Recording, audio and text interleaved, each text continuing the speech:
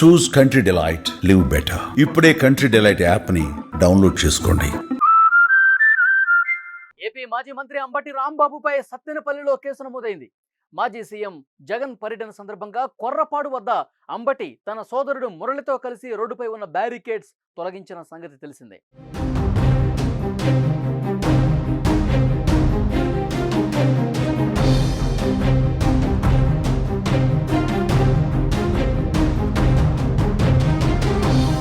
అంతేకాదు అడ్డుకోవడానికి వెళ్లిన పోలీసుల్ని నెట్టేసి వాళ్ళ మీద పరుష పదజాలంతో విరుచుకుపడ్డారు. అంబటి రాంబాబు పోలీసు విధులకు ఆటంకం కలిగించి దాడి చేశారంటూ ఐపీసీ 188, 332, 353, 427 సెక్షన్స్ కింద ఆయనపై కేసు నమోదు చేశారు. ఏపీ మాజీ ముఖ్యమంత్రి వైఎస్ జగన్ బుధవారం సత్తెనపల్లి మండలం రెంటపాళ్లలో వైసీపీ కార్యకర్త నాగమల్లేశ్వరరావు విగ్రహావిష్కరణకు హాజరయ్యారు. ఈ సందర్భంగా నల్లపాడు, మేడికొండూరు మీదుగా పల్నాడు జిల్లా వరకు భారీ ర్యాలీ తీశారు. ఈ సందర్భంగా రద్దీని కంట్రోల్ చేయడానికి కొర్రపాడు శివారులోని ఒక పెట్రోల్ బంక్ వద్ద పోలీసులు చెక్పోస్ట్ ఏర్పాటు చేశారు. అక్కడికి వస్తున్న వాహనాలు నిలిపేశారు.